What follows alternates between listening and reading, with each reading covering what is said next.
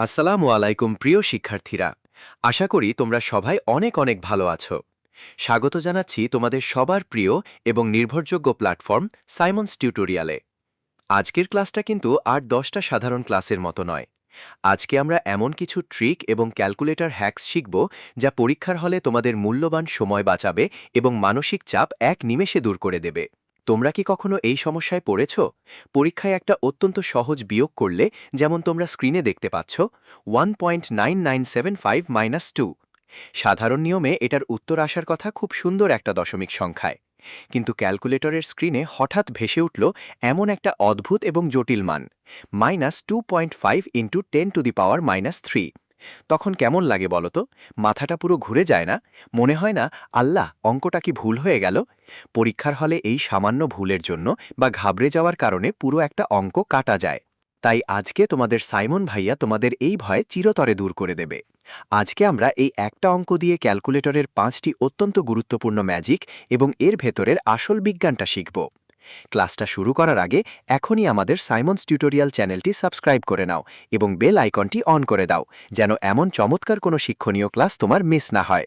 বন্ধুরা, মূল সমাধানে যাওয়ার আগে তোমাদের একটা খুব জরুরি কথা বলে রাখি। আমি কিন্তু এই ক্লাসে তোমাদের শুধু হাতে কলমে ক্যালকুলেটর চেপে দ্রুত দেখিয়ে চলে যাব না।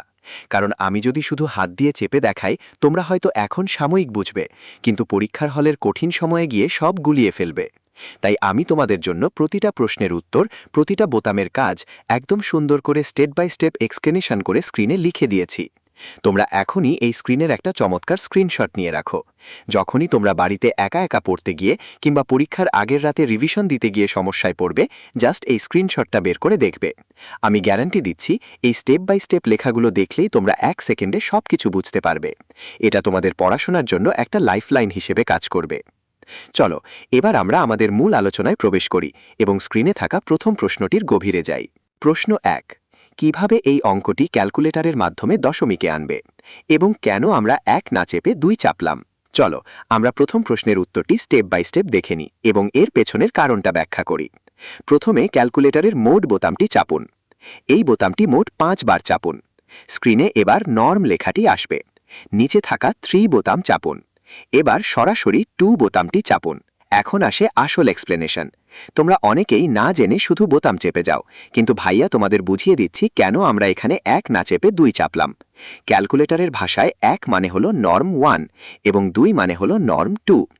আমরা যদি 1 বা নর্ম 1 চাপতাম, তবে ক্যালকুলেটর খুব ছোট মানগুলোকে, যেমন 0.01-এর চেয়ে ছোট যে কোনো সংখ্যাকে স্বয়ংক্রিয়ভাবে দশমিক থেকে পাওয়ার বা বৈজ্ঞানিক আকারে নিয়ে যেত।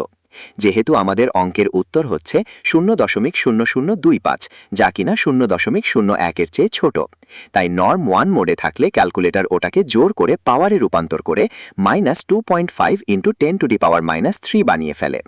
কিন্তু আমরা যখন 2 বা নর্ম 2 চাপি, তখন ক্যালকুলেটর দশমিকের পর অনেক ঘর পর্যন্ত, অর্থাৎ 0.00000001 পর্যন্ত সংখ্যাগুলোকে কোনো পাওয়ার ছাড়াই সরাসরি স্বাভাবিক দশমিকে দেখায়।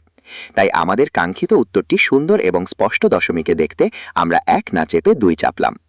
এবার ক্যালকুলেটর স্ক্রিন পরিষ্কার করে 1.9975 - 2 চাপুন। স্ক্রিনে সরাসরি দশমিক -0.0025 আসবে। দেখলে তো, সঠিক মোড নির্বাচন করার কারণে উত্তরটা কত সুন্দরভাবে দশমিকে চলে আসলো। চলো, এবার আমরা আমাদের দ্বিতীয় প্রশ্নের দিকে যাই। প্রশ্ন 2, প্রথম উত্তরে যে দশমিক মানটি পেয়েছ, ওই মানটিকে কিভাবে ভগ্নাংশে নিবে? পরীক্ষায় অনেক সময় বহু নির্বাচনী প্রশ্নে বা সৃজনশীলের উত্তরে দশমিক না রেখে ভগ্নাংশ আকারে উত্তর দেওয়া থাকে। তখন তোমরা কিভাবে পরিবর্তন করবে? স্ক্রিনে অঙ্কটির দশমিক মান রাখুন। স্ক্রিনে -0.0025 থাকা অবস্থায় থামুন। ক্যালকুলেটরের বাম দিকের ওপরের সারিতে থাকা ABC বোতামটি খুঁজুন। এই বোতামটি এবার একবার চাপুন। স্ক্রিনে -1/400 লেখাটি দেখা যাবে। এর অর্থ ভগ্নাংশ -1/400। এখানে এক্সপ্লেনেশন হলো, এই ABC বোতামটি ক্যালকুলেটরের একটা চমৎকার রূপান্তরকারী। এটি যে কোনো দশমিক ভগ্নাংশকে সাধারণ ভগ্নাংশে এবং সাধারণ ভগ্নাংশকে দশমিকে রূপান্তর করতে পারে। স্ক্রিনের ওই কোণাকৃতির বা চিহ্নটি মূলত লব এবং হরের মাঝের দাগকে নির্দেশ করে।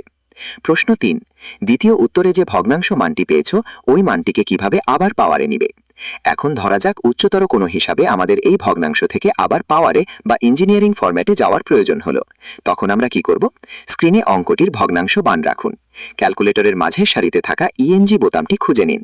এই বোতামটি এবার একবার চাপুন। স্ক্রিনে উত্তর -2.5 × 10⁻³ দেখা যাবে। এর অর্থ পাওয়ার -2.5 × 10⁻³ এটি অঙ্কটির আসল পাওয়ার রূপ। এখানে মনে রাখবে ইএনজি বোতামের পূর্ণরূপ হলো ইঞ্জিনিয়ারিং। এটি যে কোনো সাধারণ সংখ্যাকে 10-এর গুণিতক বা পাওয়ার আকারে সাজাতে সাহায্য করে। এবার আমরা আলোচনা করব শিক্ষার্থীদের করা সবচেয়ে সাধারণ ভুলটি নিয়ে। প্রশ্ন 4, তৃতীয় উত্তরে যে পাওয়ার মানটি পেয়েছ ওই মানের পাওয়ার বারবার ইএনজি চাপার কারণে বাড়লে কিভাবে আবার আসল উত্তরে ফিরবে। অনেক সময় ছাত্রছাত্রীরা কৌতূহলবশত বা ভুল করে ইএনজি বোতামটি বারবার চেপে ফেলে। তখন পাওয়ার মাইনাসের দিকে বাড়তেই থাকে, যেমন -2500.-06 হয়ে যায়। এই অবস্থা থেকে অনেকে ভয় পেয়ে ক্যালকুলেটর বন্ধ করে দেয়, কিন্তু ভয় পাওয়ার কিচ্ছু নেই। প্রথমে ক্যালকুলেটরের ওপরে বামে থাকা শিফট বোতাম চাপুন। এরপর মাঝের ইএনজি বোতাম চাপুন।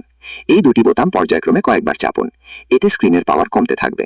অথবা সরাসরি ABC বোতাম চাপুন। স্ক্রিনে অঙ্কটির আসল দশমিক মান ফিরবে।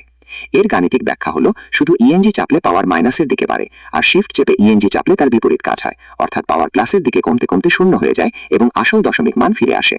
প্রশ্ন 5, চতুর্থ ধাপে যে আসল দশমিক মানটি ফেরত আনলে এই মোডে কাজ করলে কি কোনো জায়গায় হিসাব ভুল হওয়ার সম্ভাবনা আছে কিনা? নর্মাল 2 মোডে সব অঙ্ক করলে কি কোনো সমস্যা হবে?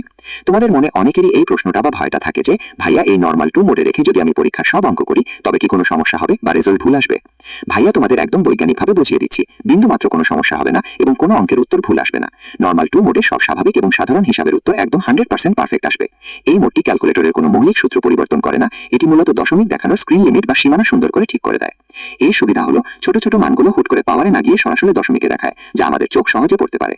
তাই তোমরা পরীক্ষার প্রথম অঙ্ক থেকে শেষ অঙ্ক পর্যন্ত সম্পূর্ণ সময় ক্যালকুলেটরটিকে এই নর্ম 2 মোডে রেখে নিশ্চিন্তে সব অঙ্ক করতে পারবে। রেজাল্ট আলাদা হওয়ার বা ভুল হওয়ার কোনো সুযোগই নেই। তাহলে আমার প্রিয় শিক্ষার্থীরা, আজকের এই বিশেষ ক্লাসটি তোমাদের কেমন লেগেছে? আমি যে তোমাদের শুধু বোতাম চাপা না দেখিয়ে প্রতিটা বিষয়ের পেছনের কারণ স্টেপ বাই স্টেপ এক্সপ্লেনেশন করে দিলাম, এতে কি তোমাদের মনের সব ভয় দূর হয়েছে? যদি ক্লাসটি তোমাদের ভালো লেগে থাকে এবং তোমরা নতুন কিছু শিখে থাকো, তবে এখনই ভিডিওটিতে একটি বড় লাইক দাও।